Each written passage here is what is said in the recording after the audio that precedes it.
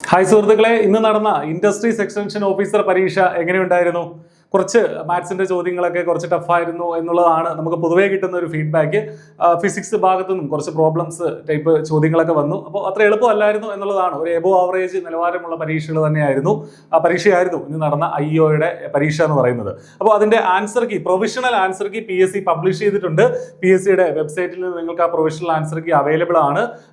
4 കോഡിന്റെ code ABCD 4 question paper കോഡിന്റെ answer key, provisional key PSC publish ചെയ്തിട്ടുണ്ട്. ചില ചോദ്യങ്ങളിൽ ചില മിസ്റ്റേക്കുകൾ വന്നതുപോലെയൊക്കെ കുട്ടികൾ പറയുന്നുണ്ട്. അപ്പോൾ അതൊന്ന് ക്രോസ് വെരിഫൈ ചെയ്തിട്ട് നമുക്ക് ചലഞ്ച് ചെയ്യാവുന്നതാണ്.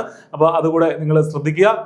അതോടൊപ്പം തന്നെ I+ന്റെ കോഴ്സ് എൻറോൾ ചെയ്ത ഒട്ടേറെ ഉദ്യോഗാർത്ഥികളുണ്ട്. ഒരുപാട് നല്ല ഫീഡ്ബാക്കുകൾ വരുന്നുണ്ട്. പല കെമിസ്ട്രിയുടെ ഉൾപ്പെടെയുള്ള റിവിഷൻ ക്ലാസ്സുകൾ ഇതേ ചാനലിൽ നമ്മൾ പബ്ലിക് ആക്കിയിട്ടുള്ള വീഡിയോകളിൽ നിന്നൊക്കെയുള്ള ചോദ്യങ്ങൾ ഡയറക്റ്റ് അതുപോലെ തന്നെ നമ്മുടെ ചോദ്യ പേപ്പറിലും കണ്ടു എന്നൊക്കെ കുട്ടികൾ നമ്മളോട് പറയുന്നുണ്ട്. അപ്പോൾ അതുകൊണ്ട് തന്നെ നമുക്ക് വളരെയധികം സന്തോഷമുണ്ട്. പക്ഷേ ചോദ്യങ്ങളുടെ നിലവാരം കുറച്ച് ഉയർന്നതായിരുന്നു. അപ്പോൾ നന്നായിട്ട് അത്യാവശ്യം ഡീപ്പായിട്ട് പ്രിപ്പയർ ചെയ്ത ആളുകളെ സംബന്ധിച്ച് അവർക്ക് നന്നായിട്ട് അറ്റൻഡ് ചെയ്യാൻ സാധിച്ചിട്ടുണ്ടാവുമെന്ന് തന്നെ കരുതുകയാണ്. അപ്പോൾ ഈ ക്വസ്റ്റ്യൻ പേപ്പറിന്റെ ആൻസർ കീയുടെ ലിങ്ക് നമ്മുടെ വീഡിയോയുടെ ഡിസ്ക്രിപ്ഷനിൽ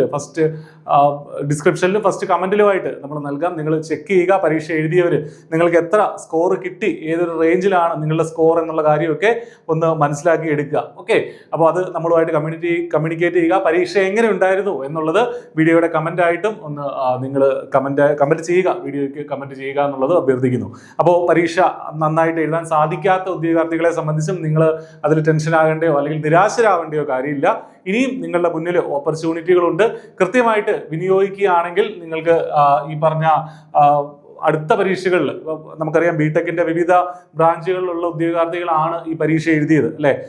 ഈ പറഞ്ഞ പോലെ സിവില്, മെക്കാനിക്കല്, ഇലക്ട്രിക്കല്, ഇലക്ട്രോണിക്സ് എന്നൊക്കെ പറഞ്ഞിട്ട്. അപ്പൊ നിങ്ങളുടേതായ ബ്രാഞ്ചിൽ പരീക്ഷകൾ വരുന്നുണ്ട്. പ്രത്യേകിച്ചും മെക്കാനിക്കലുകാരും സിവിലുകാരും ആണെങ്കിൽ I+ന്റെ കോഴ്സുകൾ ഒരുപാട് നിങ്ങൾക്ക് വേണ്ടിയുണ്ട്. അസിസ്റ്റന്റ് എഞ്ചിനീയർ പരീക്ഷകളും ഒക്കെ വരുന്നുണ്ട്. അപ്പൊ കൃത്യമായിട്ട് പഠിക്കുക, ചിട്ടയോടെ പഠിക്കുക, കൺസിസ്റ്റന്റ് ആയിട്ട് പഠിക്കുക.